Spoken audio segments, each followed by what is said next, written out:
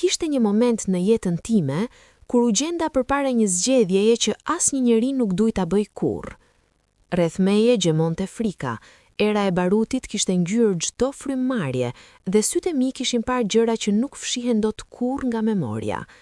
Por në mes të gjithë asaj errësire, në mes të gjithë asaj dhimbjeje që kishte përpir botën tonë të vogël, pash diçka që më ndali zemrën. Pash një djalë të ri, pothuajse ende fëmijë, me sy të mëdhenj të humbur, duke u dridhur i vetëm në mes të turmës.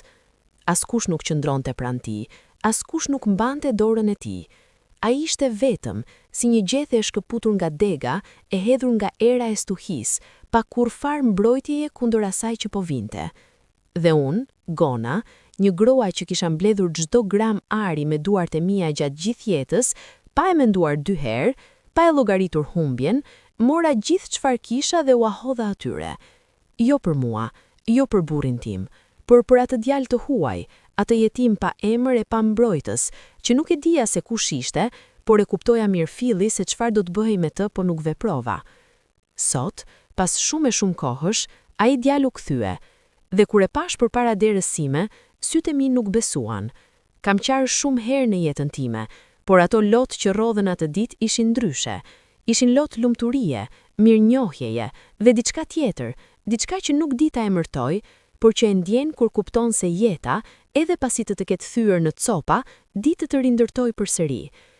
Ky është tregimi im, historia e Gonës dhe e Agronit, historia e një ari të dhënë dhe një zemre të fituar përgjithmonë, historia e një fëmije të shpëtuar dhe një nëne të gjetur, historia e asaj që ndodh kur zemra njerëzore vendos të fitojë mbi frikën, kur dashuria e njeriut ndaj njeriut bëhet më e fortë se çdo armë, se çdo luftë, se çdo humbje materiale.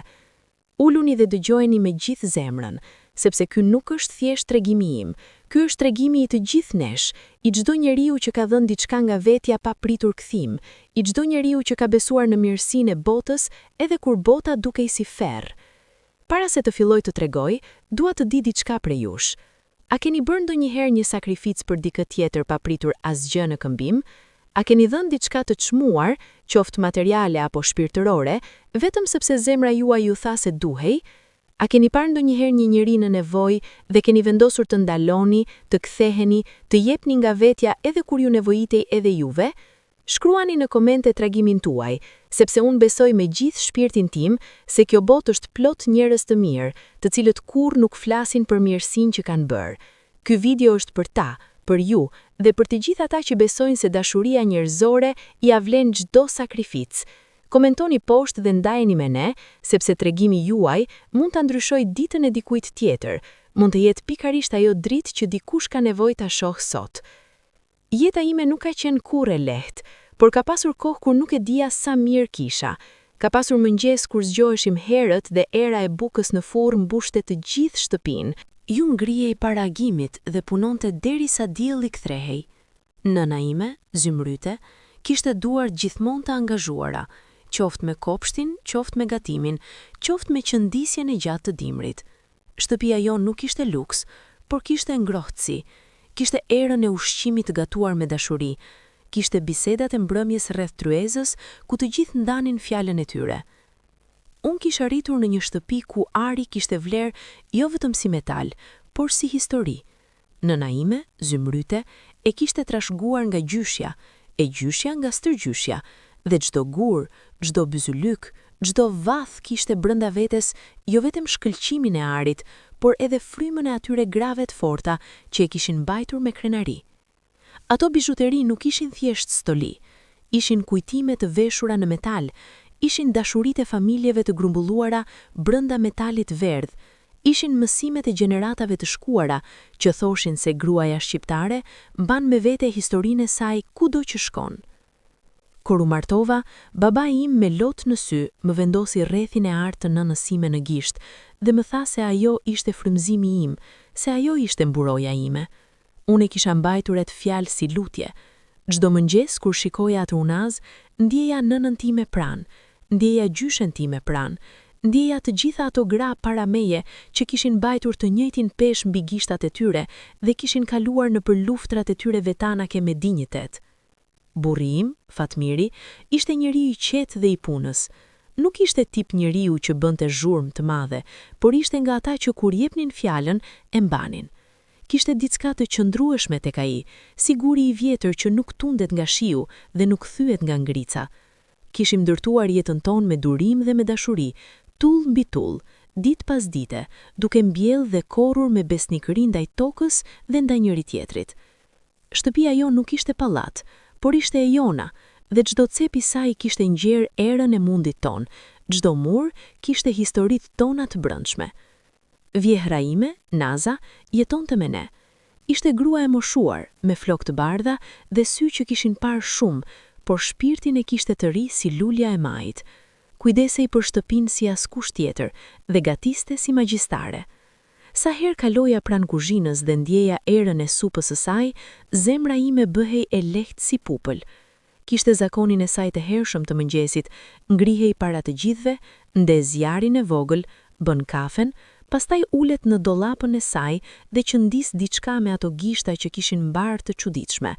I kishte mësuar gjithçka në nësime të Fatmirit dhe pastaj në nësime me atë durim të gjysheve të mëdhar të viteve. Nuk ishim fëmijë. Ky kishte qenë dhimbja jonë e fshehtë, ajo plagë që nuk e shfaqim para botës, por që e mbajmë brenda gjithmonë si guri i fshehur nën heshtje. Kishim shpresuar, kishim pritur, kishim vizituar mjek dhe klerik dhe njerëz të urtë, kishim mbajtur lutjet e tona të heshtura dhe të zërshme. Kishim mbajtur shpresën gjatë edhe kur shpresa dukej si ull i largët, por fryti nuk ishte ardhur. Me kalimin e kohës, Fatmiri dhe unë kishim mësuar ta mbajmë atë dhimbje me dinjitet, ta bartim si pjesë të pandashme të jetës, pa e lënë të zënde hapësirën e të gjallës. Kishim mësuar të kënaqeshim me njëri tjetrin, me Nazën, me gjallërinë e shtëpisë son, me fqinjët, me jetën ashtu siç ishte. Por diku thellë, gjithmonë kishte mbetur ai vakum, ai cep bosh që asgjë nuk mund ta mbushte plotësisht. Her natën, kur shtëpia ishte e qetë dhe vetëm frymarrja e Fatmirit dëgjohej pranë meje, ndjeja atë boshllëk si dhimbje fizike, si hapësirë brenda gjoksit që nuk ishte plotësi. Fëmijëve të fqinjve u blija dhurata dhe i mbaja me kënaqësi, por kur ktheheshin prindrit e tyre dhe i merrnin, një pjesë e vogël e zemrës sime mbetej prapa me ta. Naza e dinte këtë. Ajo dinte shumë gjëra pa i thënë askush. Herë, kur më shikonte duke luajtur me fëmijën e ndonjë fqinje, kishte atë shprehje të saj të qetë dhe të ditur, si dikush që sheh gjërat nga lart, nga ajo distancë e moshës, e cila shndëron dhimbjen në urtësi. Asnjëherë nuk foli drejt për këtë, por gjithmonë gjente mënyrën për të bërë shtëpinë tonë të ndiheje plot, e mbushur me ngrohtësi, si të kuptonte se bushësia kishte nevojë jo për fjalë, por për prani. Jeta ecste me ritmin e vet. Stinët ndëroheshin, kopshti lulëzonte dhe ftohej, fqinjët martoheshin dhe u lindeshin fëmijë, dhe pasiguria e punës ndonjëherë na shtrëngonte, por nuk na thyente. Kishim miq besnik dhe festa të vogla dhe grumbullimet familjare që mbushnin shtëpinë me zë dhe me jetë. Ishim në atë vit të hollë të lumturisë ordinere, lumturia e atyre që kanë mjaft dhe janë mirënjohës për atë mjaftueshëm. Kur filluan shenjat e para të asaj që po vinte, shumica prej nesh nuk deshën t'i shihnin. Është e çuditshme se si njerëzit, edhe kur rreziku vjen ngadalë dhe i dukshëm, preferojnë të mbyllin sytë dhe të besojnë se gjërat do të rregullohen vetë. Është si gjumi i rënd nga i cili nuk duam të zgjohemi, edhe kur zhurmët e botës reale fillojnë ta shqyejnë atë, kur realiteti troket me forcë në derën e ëndrave tona të qeta. Burrat fliteshin nëpër kafene me zë të ulët, gratë ndanin lajme me buzë të mbyllura, fëmijët loznin në oborr pa e ditur se çfarë kishte filluar të ente mbi kokat e tyre, si re e errët dhe e heshtur. Kishte fjalë që fluturonin nga njëra veshte tjetra, fjalë të frikshme dhe gjysmë të bestuara, fjalë që njerëzit i thoshin dhe pastaj i mohosnin, si të kishin frikë se vetë thënia e tyre mund ta bënte realitetin. Unë mbaj mend ditën kur Fatmiri u kthye në shtëpi me fytyrë të nxirr nga shqetësimi. kishte qenë te kushërinjtë e tij në fshat dhe kishte dëgjuar gjëra që nuk donte t'i besonte. U ul pranë tryezës, mori gotën e ujit, por nuk e piu, dhe qëndroi kështu gjatë, i humbur në mendimet e tij të rënda, ndërkohë që Naza lëvizte nëpër kuzhinë pa e shqetësuar, me atë të kuptuarën e saj instiktive se njeriu nganjëherë ka nevojë për heshtje para se të ketë nevojë për fjalë. Unë ula pranë tij, mora dorën e tij dhe e mbajta. Ai nuk foli menjëherë. Dora e tij ishte e ftohtë dhe e rëndë. Kur foli, zëri i tij ishte i qetë, shumë i qetë, dhe pikërisht ajo qetësia artificiale më bëri të kuptoja se gjërat ishin serioze, shumë serioze. Njerëzit flasin me qetësi të imponuar kur brendësia e tyre është kaos, kur frika është aq e madhe sa nuk ka zë të mjaftueshëm për ta mbajtur. Natët që pasuan ishin të gjata dhe pa gjumë të mirë. Dëgjoheshin tinguj nga larg, tinguj që nuk duhet i dëgjonte njeriu në kohë paqeje, tinguj që kishin kuptim tjetër nga çdo gjë tjetër që kisha dëgjuar në jetën time. Dhe fqinjët, njëri pas tjetrit, filluan të lëvizin. Disa të afërmit e tyre niseshin natën, me bagatimet e pakta në çanta të mbushura me nxitim, me fytyra të zverdhura dhe sytë e frikura, pa patur kohas të thuan lamtumir si duhet. Çdo lamtumir kishte ndjesinë e diçkaje të prishur, diçka e pamundur të zëvendësohet. Fqinja ime e djathta, hyria, me të cilën kishim ndarë bukën e ditëve normale, u largua pa na treguar, dhe kur e gjeta derën e saj të mbyllur atë mëngjes, ndej si të mi kishin marrë diçka. Por unë ende nuk e dija se sa larg mund të shkonte. Nuk e dija se brenda pak kohësh, bota siç e kisha njohur, me gjithë erat dhe zërat dhe fytyrat e saj të njohura, do të ishte thjesht kujtim. Nuk e dija se ajo shtëpi ku Naza gatuante dhe Fatmiri punonte dhe unë endesha nëpër kopshtin e lulëzuar, do të bëhej vend që e lija prapa, duke mos ditur nëse do ta shikoja sërish. Erdhi mëngjesi në një dite kur qielli ishte gri dhe era kishte mbartur diçka të rëndë, diçka si hiri dhe diçka si frika. Nuk kishte lajmërim. Nuk kishte kohë për të përgatitur siç duhet, për të mbledhur gjërat me kujdes, për të bërë zgjedhjet e menduara. Vetëm trokitja e rëndë në derë dhe zërat nga jashtë, dhe pastaj lëvizja, ajo lëvizje e madhe njerëzore ku çdo gjë personale, çdo zakon, çdo ritëm i jetës shpërbëhet në sekonda dhe mbetet vetëm instinkti i mbijetesës, ai zë i lashtë i brendshëm që thot: "Lëvizu, shpejto, mos u ndal." Fatmiri dhe unë kishim pak minuta. Ai kishte bërë planin kohë më parë, kur unë ende nuk doja ta dëgjoja, kur kisha preferuar të mendoj se do të kalonte, se nuk do të vinte deri aty, se do të gjendej zgjidhje. Por Fatmiri kishte qenë i mençur dhe kishte menduar pa ma thënë, pa ma ngarkuar, dhe tani ato mendimet e tija të qeta u kthyen si udhëzime jete. Ai mblodhi bizhuteritë e mia, gjithçka që kisha trashëguar nga nëna dhe gjyshja, i mbështolla me kujdes të shpejt me copë të trash liri dhe i futi në fund të një çante të vjetër lëkure që kishim pasur vite e vite dhe që kishte mbaruar ndërne si sende shtëpie. Naza mblodhi vetëm një shall të trash dhe fotografinë e djalit të saj të ndjer, atë fotografi të zbehtë dhe të dashur që e mbante gjithmonë mbi raftin e dhomës. Unë mora fotografinë e martesës sime, atë të vjetër, e të verdhur pak nga koha, dhe e futa nën bluzë, aty pranë zemrës, sepse doja ta ndjeja pranë lëkurës si mbrojtje dhe si kujtim. Rrugët ishin mbushur me njerëz. Kur nuk do ta haroja atë pamje, kur në jetën time. Ishte si gjithë fshati, gjithë lagja, gjithë të njihja dhe të panjohur bashk, duke lëvizur si një lum i trazuar drejt një vendi që askush nuk e dinte me siguri. Ishin burra me çanta të rënda mbi supa, gra me foshnjë në krah dhe fëmijë të vegjël të kapur pas fundit të rrobave, pleq të mbështetur mbi shkopinj që ecnin me dal nga dal të tmerrshme. Fëmijë qanin me atë qarje të thatë të lodhjes dhe frikës. Nëna thërrisnin emra. Pleqt lëviznin ngadalë dhe sytë e tyre kishin atë shprehje të njerëzve që kanë parë luftë edhe herë tjetër dhe e din shumë mirë çfarë vjen pas lëvizjes. E din, por shkojnë sepse nuk ka zgjedhje tjetër. Kafshët e friksuara dëgjoheshin nga anat, qent lehinin me atë lehje të gjatë dhe të dëshpëruar, lopët muhullinin me kamik dhe era e drunit të djegur kishte filluar të vinte nga larg si paralajmërim i heshtur. Disa shtëpi kishin dritare të thyera, disa porta të hapura si gojë të hapura pa fjalë. Bota jone vogël dhe e sigurt po shpërbëhej rreth nesh, dhe ne ecnim në përshpërbërjen e saj me hapa të shpejt dhe zemra të rënda.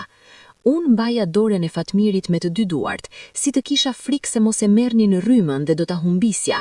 Ai e ktheu shtrëngimin dhe eci pranë meje me hap të barabartë, duke mos folur shumë, duke mos ndalet, duke kontrolluar rrugën para nesh me atë. Arritëm në lugin pas orësh ecje. Këmbët ishin të rënduara, goja e thatë, trupi kishte atë lodhje të veçantë të frikës dhe të rrugës. Ishte një vend ku rreth e rrotull ngriheshin kodrat me drurët e tyre të dendur dhe të errët, si të na kishin mbyllur pa dashur, si natyrë që kishte marrë formë kafazi pa qëllim. Njerëzit grumbulloheshin aty, qindra, pastaj edhe më shumë, derisa lugina u bë plot me njerëz, me zëra, me të qara, me lutje, me biseda të ultha dhe shikime të shqetësuara. Ishin ushtar mbi kodra, siluetat e tyre të errta kundër qiellit gri, me armë të dukshme dhe qëndrim të ftoftë. Kishte tension të tmerrshëm në ajër, atë tension që e ndjen me trup para se ta kuptosh me mendje, si presion atmosferik para stuhisë. Njerëzit e ulën zërin instiktivisht, fëmijët u shushatën nga nënat me gishtin mbi buzë, dhe lugina u mbush me atë heshtje të çuditshme dhe të frikshme të turme të madhe njerëzish që mundohet të mos dëgjohet. Ngritëm një lloj kampi improvist. Kishim sjellje pak gjëra ushqimore, pak ujë, pak veshje. Burrat grumbulloheshin të flisnin me zë shumë të ulët. Gratë organizonin çfarë mund të organizohej me ato pak gjëra që kishin. Fëmijët qëndronin të mbërthyer pas prindërve si pinjoll pas pemës. Naza uli veten mbi tokë me qetësi të marrë, mori qëndisjen e saj të gjysmëkryer nga çanta dhe filloi të punojë me ato gishta të mbar, sepse ajo kurrë nuk mbetej duar kryq, qoftë edhe në ferr. Unë e shikoja dhe ndjeja si sytë e mi lageshin pa dëshirën time, sepse kishte diçka aq njerëzore dhe aq emocionuese në atë gri grua që qëndiste ndërkohë që bota rreth saj ishte shembur. Aty, në atë lugin, fillova të kuptoj se çfarë do të thoshte lufta me të vërtetë, jo nga lajmet, jo nga tregimet e të tjerëve, jo nga ato historitë e largta që dëgjoheshin si gjëra të tjera botësh, por nga i grimcimi brendshëm që bën kur realiteti i ri e zëvendëson me forcat e të vjetrin, kur kuptoni me trup dhe me shpirt se gjërat nuk do të kthehen si ishin, se ajo çrregullsi nuk është e përkohshme, por e thellë dhe e qëndrueshme. Shtëpia jon kishte mbetur prapa. Kopshti ynë me domate dhe trëndafila kishte mbetur prapa. Jetë grimca jone ngritur me kaq mund kishte mbetur prapa. Naza pa fotografitë e saj të vjetra, unë pa unazat e trashëguara, Fatmiri pa punëtorinë e tij, dhe askush nuk dinte nëse do ta shihte sërish ndonjëherë atë botë të vogël dhe të dashur. Por ende nuk e dija se më e keqja nuk kishte ardhur, dhe se brenda asaj luge, mes gjithë atij kaosi dhe frike, fati do ta vendoste para syve të mi njërin prej momenteve më të vështirë dhe njëherazi më të bukur të gjithë jetës sime. Ditët në lugin kishin ritmin e tyre të dhimbshëm dhe specifik. Zgjoheshim me agimin, jo nga gjumi i thellë dhe pushues, por nga çrdhja e vazhdueshme e kujdesit dhe ankthit, nga zërat hershëm të turmës, nga foshnjat e uritura, nga erat e mëngjesit që mbartin brenda vetes shijen e pasigurisë. Çdo mëngjes kishte zërin e tij specifik, atë të foshnjave që qanin me uri, atë të grave që shushitnin me lodhjen e natës pa gjumë, atë të burrave që bisedonin me zë shumë të ulët, duke vlerësuar. Nëna e luginës pa e pretenduar atë rol. Çdo grua me fëmijë të smur e gjente atë. Çdo i moshuar që nuk ishte ngrënë e gjente atë, çdo njeri i humbur e gjente atë. Ajo ndante çfarë kishte pa pyetur, pa llogaritur, me atë natyrë të heshtur dhe bujare saj, si bujari atyre që nuk e mendojnë bujarinë si virtyt të veçantë, por si mënyrë normale të qenies. Unë fillova të njihja njerëzit rreth meje gjatë ditëve të para. Ka diçka të çuditshme dhe mëgjepsëse tek mënyra se si vuajtja e përbashkët i afron njerëzit. Heqin shtresat e roleve sociale, heqin kufit e zakonit dhe të formalitetit, dhe zbulohen para njëri tjetrit si ishin me të vërtet. Brenda ditësh, persona që kur nuk i kishin folur njëri tjetrit, filluan të ndajnë bukën, ujin, shamin e lodhve. Gratë ndihmonin njëra tjetrën me fëmijët e vogël pa pyetur asgjë. Pleqt tregonin histori të vjetra, Jo sepse kishte kohë lirë për histori, por sepse tregimet i mbajnë njerëzit gjallë, i mbajnë të lidhur me kuptimin, i mbajnë të vendosur se jeta ka vlerë dhe vazhdimsi. Kishte një grua pranesh, Flutura quhej, e re, me 2 fëmijë të vegjël dhe burrin e lënë prapa, sepse kishte shkuar të shikonte shtëpinë e prindërve dhe nuk ishte kthyer. Ajo priste me atë pritshmëri të heshtur të dëshpërimshme, me syt herë ka rruga e ardhjes dhe herë ka fëmijët e saj që luanin i pavetëdieshëm. Unë shpesh rihesha me fëmijët e saj, kur ajo kishte nevojë të prehej, dhe ato orë me ata fëmijë të vegjël ishin nga orët e rralla kur harroja ku ishim. Fëmijët kanë atë dhuratë të jashtëzakonshme të pranisë, të jetesës plotësisht në momentin, pa u rënduar nga e shkuara apo e ardhmja. Burrat ndiqnin lëvizjet dhe informacionet, mundoheshin të krijonin sistemin e tyre të brendshëm informacioni, të dinin çfarë ndodhte, të planifikonin gjithë sa mund të planifikohej. Por informacioni ishte i pakët, i pasigurt, shpesh kontradiktues. Kishte gjithmonë ky tension i vazhdueshëm, si korda e shtrirë gati të thyhet, si era para furtunës së madhe. Fatmiri vinte çdo mbrëmje me informacionin e mbledhur dhe ma jepte me ato fjalë të pakta dhe të peshuara të tij. Dhe unë mësova të lexoja mes rreshtave të tij, të kuptoja se sa i keq ishte realiteti nga toni i zërit të tij shumë të qetë. Gjatë atyre ditëve mësova gjëra për njerëzimin që shkollat nuk t'i mësojnë dhe librat nuk t'i tregojnë plotësisht. Mësova se dhimbja ka shenja të ndryshme dhe të barabarta, se njëri qan me zë dhe tjetri me heshtje, dhe të dyja janë po aq thellë, po aq reale, po aq njerëzore. Mësova se bujarisë nuk i duhet mirëqenie materiale, se njeriu më i varfër mund të jetë njeriu më bujar kur ka vendosur të jap vlerë qenies tjetër njerëzore mbi vlerën e çdo sendi tjetër. Mësova se frika nuk të bën frikakën. Frika është ndjenje natyrshme e çdo krijese të gjallë. Ajo lihet nga natyra si sistem alarmi. Guximi është ajo që bën pavarësisht frikës. Guximi është vendimi i zemrës për të vepruar edhe kur trupi dridhet. Dhe mësova diçka tjetër, diçka që do të bëhej e rëndësishme shumë shpejt. Mësova se kur ndihesh krejtësisht e zhveshur nga siguria e jetës materiale, kur nuk ke shtëpi, kur nuk ke rutinë, kur nuk di çfarë vjen të nesërmen, zbulon thellësinë vërtet të qenies sate. Zbulon se çfarë je me të vërtet, kur hiqen të gjitha shtresat e jetës normale, kur hiqet roli, statusi, sendi, zakoni. Mbeten vetëm vlerat e brendshme, mbetet vetëm zemra dhe zgjedhjet e saj. Menjëherë kur zemra nuk është mirë. Njerëzit lëviznin ngadalë, me lëvizje të kursyera, me fytyra të rëndësuara nga lodhja dhe nga ndërgjegja e vazhdueshme e situatës. Unë isha duke ndihmuar në shpërndarjen e bukës që kishte arritur atë mëngjes.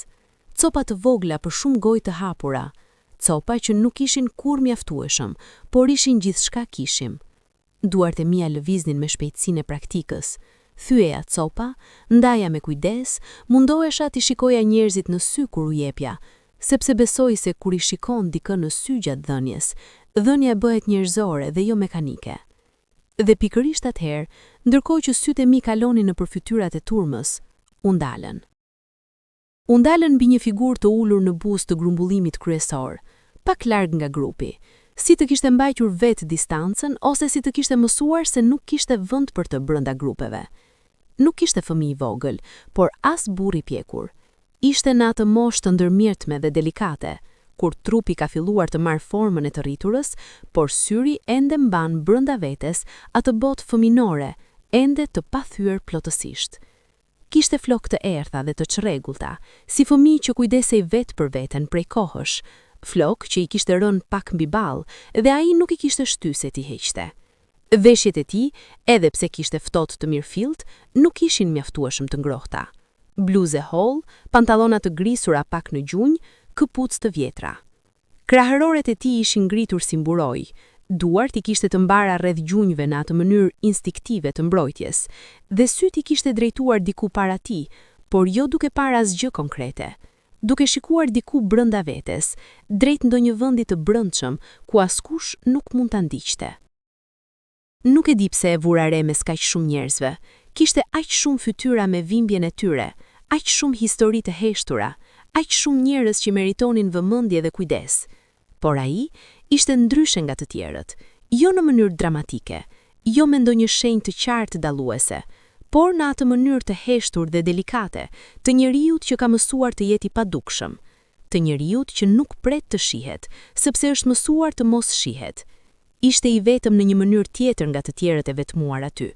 Të tjerët ishin ndarë nga të afërmit e tyre, ishin vetëm përkohësisht, ishin me mall dhe me shpresë. Ai kishte atë vetmi strukturore, atë vetmi të thellë të dikujt që e di se nuk ka këtë pres, se nuk ka këtë shoh kur kthehet shikimi i tij. Ju afrova me kujdes, si të afroheshe tek diçka e brisht që mund të thyhet nga lëvizja e papritur. Mbaja copën e bukës dhe ju afrova ngadalë, duke bërë që hapat e mi të ishin të dëgjueshëm, pa qenë të papritur. Kur u ndalova para tij, ai ngriti kokën. Sytë e tij ishin ngjyrë të errët, si ngjyra e liçeneve të thella ku nuk sheh fundin, dhe kishin brenda tyre diçka shumë serioze dhe shumë të rritur për moshën e tij, si të kishte jetuar 2 herë sa moshonte. I ofruva bukën. Ai e shikoi, pastaj shikove mua. Kishte një çast hezitimi, jo nga krenaria e gabuar, por nga ai hezitimi i dikujt që nuk ka mësuar të marrë, ka mësuar të presë që gjërat i kalojnë anash. Pastaj e mori dhe tha, nga mënyra si nuk shtoi asgjë pas emrit, por pyeta gjithsesi, me zë të butë, nëse kishte njerëz me vete. Prindër, vëllezër, kushërinj, dikë. Ai shikoi poshtë. Shikimi i tij ra mbi tokën në ngjunj dhe qëndroi aty për një çast, si të po bënte llogari apo si të po vendoste sa mund t'u besonte fjalëve. Pastaj tha thjesht, jo, nuk ishte askënd, ishte vetëm. Ato 2 fjalë, thjesht 2 fjalë të shkurtra dhe të thjeshta, ran brenda meje si gur të rënd në ujë të qetë, duke krijuar rrath që zgjeroheshin dhe zgjeroheshin drejt buzëve të zemrës sime. Ishte jetim, kishte mbetur vetëm, i vogël në moshë dhe i vogël përpara botës, në mes të luftës, pa askënd që t'i mbante dorën, pa askënd që t'i thoshte se gjithçka do të kalonte, pa askënd që ta quante me emër të vet dhe ta kuptonte si person. E pyeta pa shtyr shumë, pa e ngarkuar, me fjalë të pakta dhe të buta, ku kishte qëndruar, si kishte arritur deri këtu, dhe ngadalë, me fjali të shkurtra, me pauza të gjata ndërmjet, si dikush që nxjerr fjalet nga thellësi, dhe ato janë të rënda e të lodhura, ai tregoi pak nga pak. Familja kishte mbetur larg, e kishte humbur nënën herët, para luftës, dhe babain nuk e kishte njohur ndonjëherë. Babai kishte qenë emër dhe asgjë tjetër. Kishte jetuar me hallën e tij, me tezën e tij të mirë, por halla kishte ikur me fëmijët e saj, kur kishin filluar lëvizjet, dhe ai kishte mbetur prapa, jo nga neglizhenca e saj, por nga kaosi, nga ajo çrregullimi të tmerrshëm dhe i shpejt që bën lufta kur shpërbën çdo lidhje njerëzore, kur gjërat ndodhin shumë shpejt dhe disa njerëz mbesin jashtë planit. Ai e kishte thënë këtë me aq qetësi, sa e kisha kuptuar se e kishte pranuar tashma.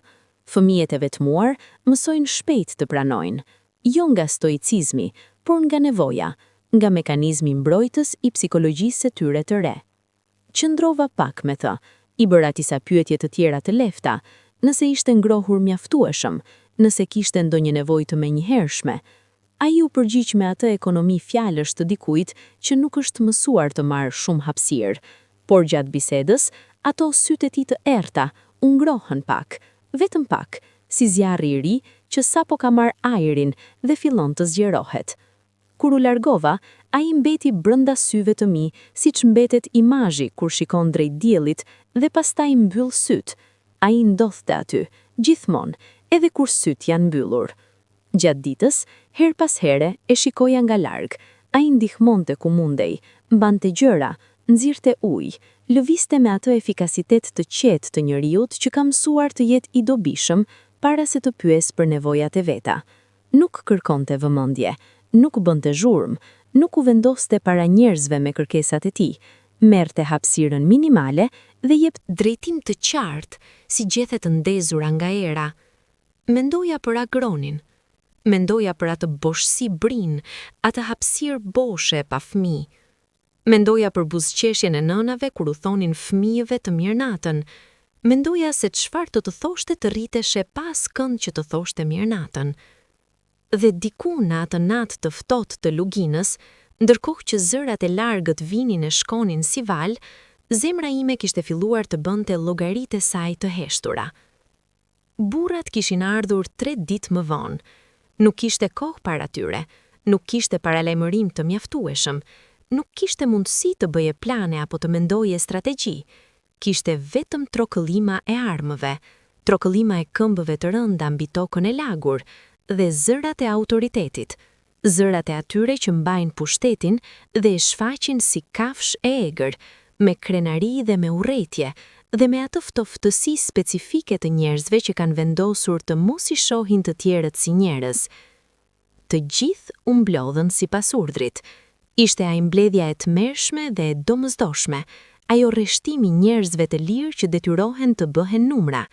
Fëmijët kapur pranë gjunjëve të prindërve, sytë e tyre të mëdhenj dhe të frikur, gratë të mbushura me frikën e asaj që vinte, me atë dituri instinktive femërore për rrezikun, burrat me ato fytyra të ngritura, që mundoheshin t'i mbanin drejt edhe kur trupi donte të prishej, me atë dinjitet të vështirë të dikujt që refuzon të tregohet i thyer, edhe kur është i thyer. Ushtarët lëviznin nëpër turm me atë qëndrim të tyre të ftohtë dhe autoritar, shikonin, renditnin, bënin llogaritë e tyre të ngela. Sytë e tyre kaluan nëpër fytyra si të ishin sende, jo njerëz, si të po kalonin nëpër listë produktesh. Unë ndjeja ato sy kur kaluan mbi mua dhe ishte ai lloj ndjenje e neveritshme e dikujt që shikohet si objekt, jo si qenie.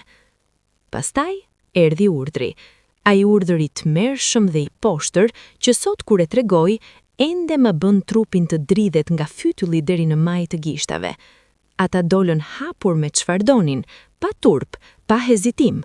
Kishin listën e tyre, a thua ishte treg, a thua ishte tregti e zakonshme. Disa njerëz mund të largoheshin, disa jo, dhe ata që duhej të largoheshin, për t'u larguar duhej të paguej. Çmimi ishte ar, jo para, jo asgjë tjetër, ar, metali që kishte breza e breza mbajtur brenda familjeve tona si shenjtëri, si histori, si dashurinë e gjeneratave të mëparshme. Tani i duhej atyre si plaçk lufte, si tregti e poshtër dhe pamëshirshme e jetës njerëzore. Ishin kthyer njerëzit në mall të tregtueshëm dhe arën tonë e kërkonin si çmim i lirisë. Unë e kisha me vete, të gjithë arin tim. Kishte ardhur ky moment kur arsyeja dhe emocionet bëhen të pakapshme nga njëra tjetra, kur çdo gjë konfluon në atë çast të vetëm vendimtar. Kishim të gjithë ar, shumica e grave albanese kishte ardhur me ar, sepse ajo ishte thesari ynë i lëvizshëm, ajo jon gjatë largimit të detyruar, por sa ar kishte njeriu dhe sa jetë donte të blinde. Fatmiri ishte pranë meje, i fortë dhe i qetë, Naza nga ana tjetër. Ne tre ishim të sigurt, kishim mjaftueshëm për veten tonë, e dija, por pastaj sytë e mi gjetën agronin. Ai qëndronte pak prapa turmës kryesore, i vetëm siç ishte gjithmonë, me ato sy të mëdhenj që tjetër, se mund të ketë shpëtim. Ai thjesht priste, i qetë me atë qetësinë e humbjes, si gjethe para erës së madhe. Nuk kishte askush që të paguante për të. E kuptova menjëherë dhe plotësisht. Nuk ishte familje, nuk ishte kushërinj, nuk ishte fqinj me burime. Ai ishte i vetëm dhe i varfër, dhe në atë moment, ato dy karakteristika bashk kishin vetëm një kuptim të mundshëm. Zemra ime nuk bëri llogaritje. Kjo është ajo gjë e mahnitshme dhe shpesh e frikshme njëherazi në zemrën njerëzore, se herë ka momente kur ajo vepron para mendjes, kur ajo merr vendim para se të konsultojë arsyen, para se të pyes llogarin, para se të konsideroj pasojat.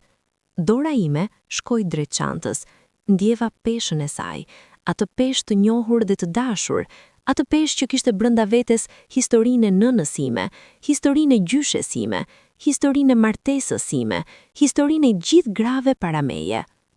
Fatmiri ndjeu lëvizjen time dhe ktheu kokën. Sytë e tij pyetën diçka, por edhe ai kuptoi menjëherë ka shkonte syri im. Shikoi drejt agronit, shikoi sërish mua. Naza gjithashtu e pash duke na shikuar të dyve me atë vëmendjen e saj të matur dhe të mprehtë. Nuk fola, nuk ishte nevojë për fjalë. Çova dorën thellë në çantë dhe mora gishtin mbi byzylekët, mbi vathët, mbi unazat, mbi zinxhirët. Çdo copë kishte historinë e vet, çdo copë kishte frymëzimin e dikujt. Byzylykun e kishte mbajtur nëna ime ditën e martesës, ndërkohë që lutjet e familjes mbushnin shtëpinë me erën e trëndafilave. Vathët i kishte mbajtur gjyshja ime në festën e fundit para vdekjes, kur kishte qeshur me atë qeshje të saj të fuqishme që mbushte çdo dhomë. Unazën e fejimit e kisha mbajtur ditën kur Fatmiri ma kishte vendosur në gisht me duar të dridhura lehtë nga emocioni. Mora gjithçka, gjithë arrin tim, asnjë grim nuk lash prapa. Fatmiri nuk foli, por mora dorën e tij dhe e shtrëngova fort para se të largoheja. Ai e ktheu shtrëngjimin, fort dhe të qëndrueshëm, me atë forcë të qetë të tij. Kaq mjaftoi midis nesh. Naza mbuloi fytyrën me shall dhe mendoi se ajo qau, por qau fshehurazi, siç bënin gratë e brezit të saj, me dinjitet dhe pa zhurmë. Vajta drejt tyre me hapa të frikshëm dhe të sigurt një heraze, me atë paradoks të çuditshëm të guximores, kur frika dhe vendosmëria bashkëjetojnë brenda çdo hapi. I vendosa arin para tyre, gjithçka, pa u lutur shumë, pa u tërhequr, pa bërë llogari zëshëm. Thash me qetësi se ishte për djalin që qëndronte atje dhe u tregova agronin me dorë. Ata morën arin me ato duar lakmitare dhe ato sy të ftohta, pa falenderim, pa shprehje njeriu, thjesht me atë efikasitet të poshtër të tyre të tregtisë mbi gjak. Nuk i shikova shumë, nuk i meritonte shikimet e mia. Ktheva kokën nga agroni, ai po shikonte, ishte i ngurtësuar, si statuj, si dikush të cilit i kishte ndalur çdo funksion i trupit nga befasia. Sytë e tij u lëshua nga vendi ngadalë, me lëvizjet e dikujt që nuk ka mësuar të besoj shpëtimet, dhe pastaj este drejt zonës ku mund të kalonte lirisht. Nuk e ndoqa me sy deri në fund, sepse sytë e mi kishin zbehur dhe nuk doja të qaja para tyre.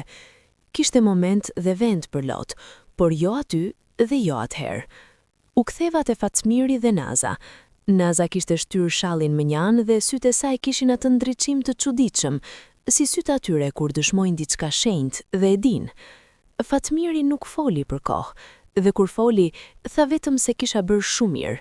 3 fjalë, burri im i qetë dhe i matur, 3 fjalë, dhe ato 3 fjalë kishin brenda vetes gjithçka.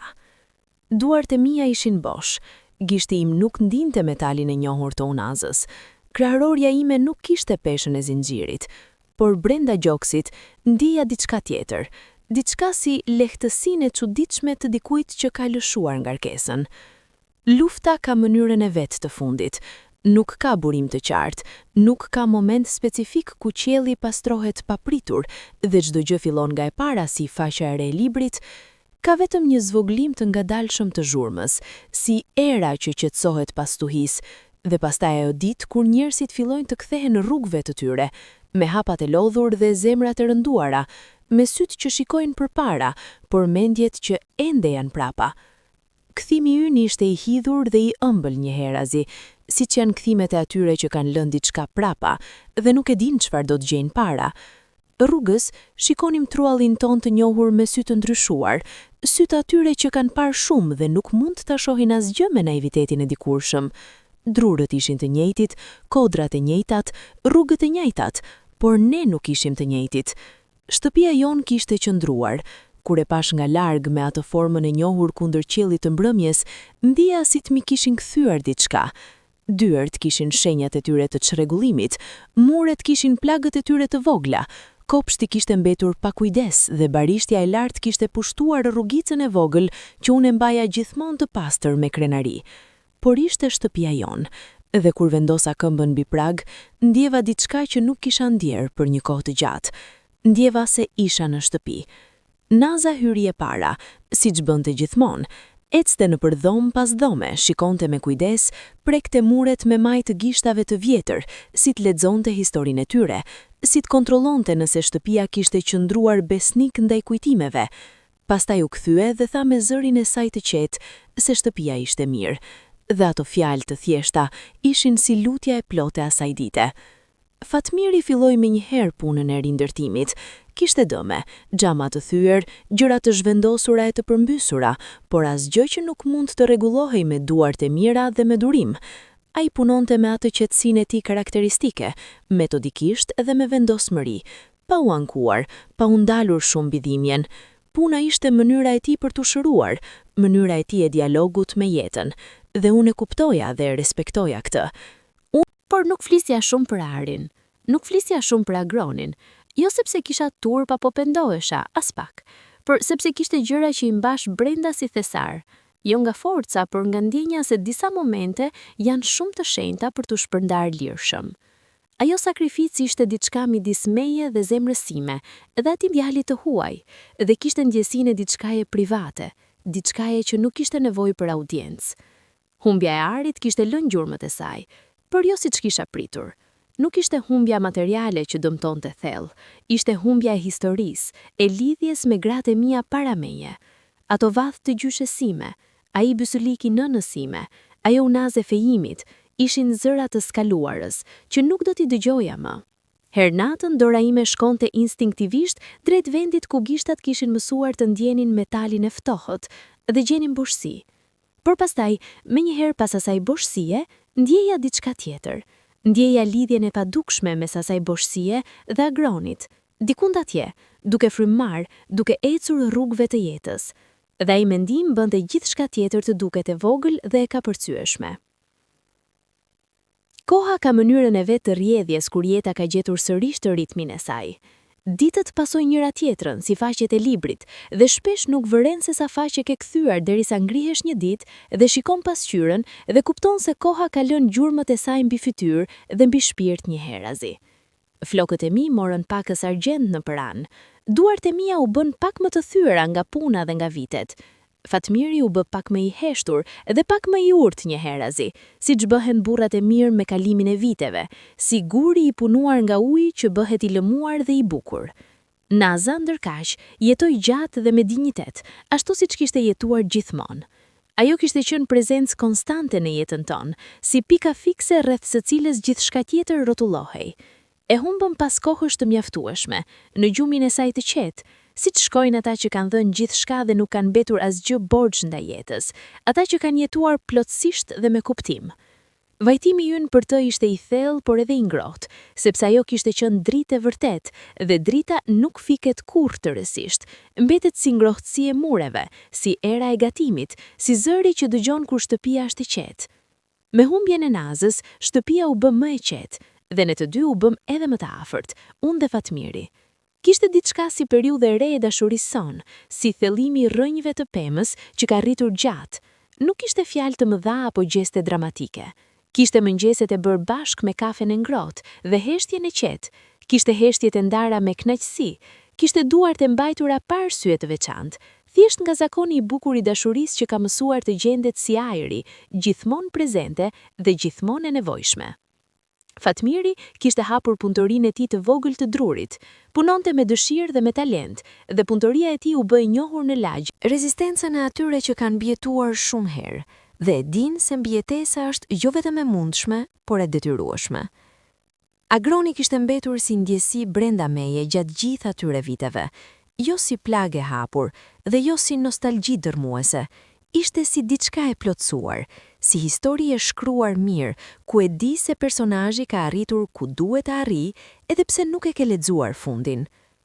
Nuk e kisha humbur nga mendja kurrë, por jeta kishte vazhduar dhe me të gjitha ndryshimet e veta. Ajo kujtesë kishte marrë vendin e vet të qetë dhe të ngrohtë, si fotografia e vjetër e vendosur me kujdes në album. Kishte fqinj dhe miq që, kur dinin apo hamenconin diçka për atë ditë në lugin, shpreheshin me admirim. Por unë mbuloja temën gjithmonë, jo nga modestia e rreme, por sepse nuk kishte nevojë për admirim. Nuk kisha bërë asgjë heroike në kuptimin e teatralit. Kisha bërë çfarë zemra kishte thënë, dhe zemra gjithmonë di të thotë gjën e drejtë, nëse e dëgjon. Ishte një ditë e zakonshme, nga ato ditë kur ngrihet me mëngjesin e herët dhe fillon rutinën e njohur pa pritur asgjë të jashtëzakonshëm. Qielli kishte atë ngjyrë të kaltër, të pastër të mëngjesit të mirë. Era ishte e lehtë dhe kishte erën e tokës pas shiu të natës. Kisha larë oborrin, kisha vënë ujin të zjej, kisha rregulluar lulet e shtëpisë siç bëja çdo ditë, me ato lëvizje të automatizuara dhe të dashura të zakonit të ngritur. Fatmiri ishte në punëtori. Dëgjoja trokëllimat e tij të rregullta, atë muzikë të njohur të punës me dru, atë ritëm të qetë dhe të sigurt që kishte shoqëruar vitet tona të fundit si melodi konstante. Ndjehesha e qetë, ndjehesha e vendosur në botën time të vogël dhe të dashur. Pastaj dëgjova hapat në obor. Nuk ishin hapat e Fatmirit, i njihja ata shumë mirë me atë ritmin e tij të rregullt dhe të qetë. Ishin hapa të huaj, të rënd, të vendosur, nga dikush që ecte me qëllim të qartë, me atë lloj këmbënguljeje të dikujt që ka ecur shumë rrugë dhe ka arritur ku donte të arrinte. Ktheva kokën nga dritarja e kuzhinës dhe pash siluetën e një njeriu të ri, të gjatë, me veshje të mira dhe të rregullta, duke u afruar ngadalë dhe me qëllim drejt derës sime. Zemra nuk dha shenjë të veçantë atëherë. Nuk kisha pse ta njihja, nuk kisha asnjë arsye të presja dikë të tillë atë mëngjes. Mendoja se mund të ishte klienti Fatmirit, dikush nga fshati i afërt, dikush me pyetje apo nevojë të zakonshme. Vendosa gotën e kafes mbi tryezë dhe shkova drejt derës. E hapa dhe u ndala. Njeriu që qëndronte para meje ishte i lartë, i miritur, me veshje elegante por jo të mburrave, me atë dukjen e dikujt që ka arritur diku por nuk ka nevojë ta shfaq me krenari artificiale. Kishte flokë të errët, të rregullta, dhe mbi fytyrën e tij kishte diçka shumë të njohur dhe njëherëzi shumë të largët, si melodia e vjetër që e njeh me vesh, por nuk mund ta vendosësh me njëherë. Duart e tij ishin futur pak në xhep me atë qëndrim të lehtë të dikujt që mundohet të duket i qetë, ndërkohë që brenda tij nuk është as pak i qetë. Por ato sy ishin të njëjtat, ngjyrë të errët, si thellësia e liqeneve të brendshme, si thellësia e ujit ku nuk sheh fundin. Shumë serioz, shumë të rritur, plot peshë të jetës dhe të kohës. Ishin sytë e atij djalit të vogël e të vetmuar që kishte ulur në buzë të turmës me duar të mbajura rreth gjunjëve dhe kishte shikuar boshsin para vetes. Ato sy nuk ndryshojnë kurrë. Sytë e njeriut mbajnë brenda vetes gjithë ato që kanë parë, gjithë ato që kanë vuajtur, gjithë ato që kanë shpresuar, dhe nuk i fsheh dot asgjë, as vitet, as suksesi, as veshjet e mira. Ishte Agroni. Jo ai djali vogël me veshje të pamjaftueshme dhe sy të humbura, jo ai fëmijë i vetëm me flokë të shregullt dhe buzë të shtrënguara. Ishte burr tani, i pjekur dhe i rritur, me peshën e dikujt që ka jetuar shumë dhe ka punuar shumë dhe ka ngritur diçka të rëndësishme nga duart e tij bosh. Por ato sy ishin të njëjtat. Ato sy që kisha parë atë mëngjes të ftohtë e mjegullor të luginës kishin mbetur të njëjtat, dhe pikërisht ato sy ma thanë gjithçka para se të flite asnjë fjalë. Unë nuk fola, as ai nuk foli menjëherë. Qëndruam duke u shikuar njëri tjetrin, dy njerëz të ndarë nga koha dhe nga rruga e gjatë e jetës. Dy njerëz të lidhur nga një moment i vetëm i mëparshëm, nga ajo dhënje e bërë pa mendim dhe pa llogaritje. Dhe ajo heshtje midis nesh kishte gjithë historinë brenda vetes. Kishte luginën, kishte ftohtësinë e atij mëngjesi, kishte arin e dhënë dhe frikën e mbajtur, kishte vitet e galuara dhe rrugët e ndara. Pastaj ai foli. Zëri i tij ishte i thellë dhe i rritur, por kishte brenda vetes atë dridhje të lehtë dhe të padukshme të dikujt që lufton me emocionin, të dikujt që ka ushtruar fjalët para ndoshta, por tani, para realitetit, ato fjalë të gatituara nuk dalin dot siç ishin planifikuar. Tha emrin tim, thjesht Gona, pa titullo, pa shtesë formale, thjesht emrin tim, me atë peshë dhe atë ngrohtësi specifike të dikujt që e ka mbajtur atë emër brenda vetes gjatë gjithë kohës dhe tani e nxjerr si diçka shumë të çmuar. Ai emër, i thënë nga ai zë, bëri diçka brenda gjoksit tim që nuk di ta shpjegoj me fjalë. Ishte si të hapej diçka, si të çlirohej diçka që kishte mbajtur frymën e saj shumë gjatë. Ishte si porta që hapet pas kohësh dhe brenda saj gjen saktësisht çfarë prisnin syt. Ai tha se Fatmiri preku shpatullën e Agronit me atë gjest të tij karakteristik, të fortë dhe të ngrohtë njëherëzi, dhe buzëqeshje me atë buzëqeshjen e tij të rrallë dhe të gjerë. Ajo buzëqeshje tha gjithçka. Nuk kishin nevojë për fjalë të shumta. Burrat e tillë, burrat si Fatmiri, komunikojnë me pak dhe thonë shumë. Hym brenda, bëra kafe dhe vendosa gjëra për të ngrënë, siç bën nëna kur ka birin pranë, siç bën çdo grua shqiptare kur mysafiri i dashur kalon pragjet. Ulum rreth tryezës dhe Agroni filloi të tregonte historinë e tij. E tregoi ngadalë dhe me ndjeshmëri, siç tregojnë historitë ata që i kanë mbajtur gjatë brenda vetes dhe tani i nxjerrin me kujdes. Pas luginës, pas asaj dite, kishte ecur rrugët e pasigurisë për kohë. Kishte gjetur strehë të ndryshme, kishte jetuar me njerëz që e kishin ndihmuar dhe disa që nuk kishin mundur ta ndihmonin. Kishte punuar nga i vogël çdo lloj pune, pa zgjedhur, pa hezituar, pa menduar se ndonjë punë ishte nën dinjitetin e tij, sepse e dinte se dinjiteti nuk vjen nga lloji i punës, por nga qëndrimi ndaj saj. Kishte mësuar gjatë, kishte shkuar në shkollë me mungesë dhe me vullnet të fortë, kishte kursyer çdo lek të fituar, kishte investuar me kujdes dhe me këmbgulje. Kishte pasur rënje, kishte pasur momente kur gjithçka dukej e pamundur, kur dyert mbylleshin dhe rruga errësohej. Por çdo herë që arrinte atë pikë të errët, kishte një imazh që i kthehej. Imazhi i asaj gruaje të panjohur në lugin. Ajo grua që pa e njohur dhe pa pritur asgjë, kishte dhënë gjithçka. Ai imazh, tha ai, kishte qenë llamba e tij, drita e vogël që nuk e lejonte të ndaleshe përfundimisht. Biznesi kishte filluar i vogël, si gjërat e mira fillojnë zakonisht, dhe kishte rritur ngadalë, por me siguri. Tani kishte punëtor, kishte projekte të mëdha, kishte emër të njohur, por gjatë gjithë atij rrugtimi, tha ai, asnjëherë nuk kishte harruar nga kishte nisur, kush e kishte bërë të mundur fillimin. Pastaj, tha atë që mi ndali frymën. Tha se kishte bler shtëpi për ne, shtëpi të mirë, të re, në lagjen e bukur të qytetit, shtëpi me dritare të mëdha dhe kopësht, shtëpi e denjë për dy njerëz të mirë. Kishte bler gjithashtu makinë për Fatmirin, makinë solide dhe të besueshme, siç meriton njeriu i punës, dhe nuk t'ishte ardhur t'i ofronte si borxh i kthyer, por si dëshirë e birit ndaj prindrit të tij. Unë fillova të them jo. Fillova me atë jo të fortë të njeriut që nuk do të pranohet dhe nuk kërkon shpërblim. I thash se nuk kisha nevojë, se kisha shtëpinë time, se kisha bërë çfarë kishte bërë zemra ime e lirë, dhe kthimi nuk ishte qenë kur kusht, kur pritshmëri, kur qëllim. Por Agroni nuk lëvizi, qëndroi i qetë dhe i vendosur, me atë qetësi të dikujt që e ka menduar shumë herë këtë moment, dhe e di çfarë do të thotë, dhe tha diçka që ma mbylli gojën dhe ma hapi zemrën një herazi. Tha se kjo nuk ishte kthim borxhi.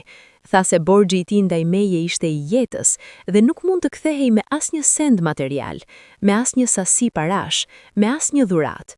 Tha se kjo ishte thjesht dashuria e tij si bir, ajo dëshirë thjesht dhe e vërtetë e çdo fëmije që dëshiron t'i jap nënës së tij diçka, vetëm birin tim. Kur tha se atë vendim e kishte marrë atë ditë të luginës kur kisha kthyer kokën nga ai dhe i kisha nodha me kokë, ai vendim nuk kishte ndryshuar kurrë dhe nuk do të ndryshonte. Bëra të mosmundja të refuzoja. Lot rrodhën pa leje, nuk i ndalova, nuk kishte kuptim. Ishin lot të pastër, të ngrohtë, lot të lumturisë dhe të mirënjohjes dhe të diçkaje shumë më të thellë.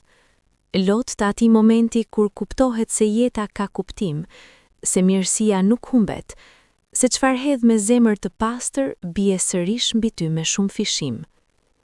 Fatmiri nuk qau, ai kurrë nuk qante, por sytë e tij kishin atë ndriçim të çuditshëm dhe shumë të rrallë të atyre kur ndjejnë diçka të madhe dhe nuk e lën ta shfaqin plotësisht.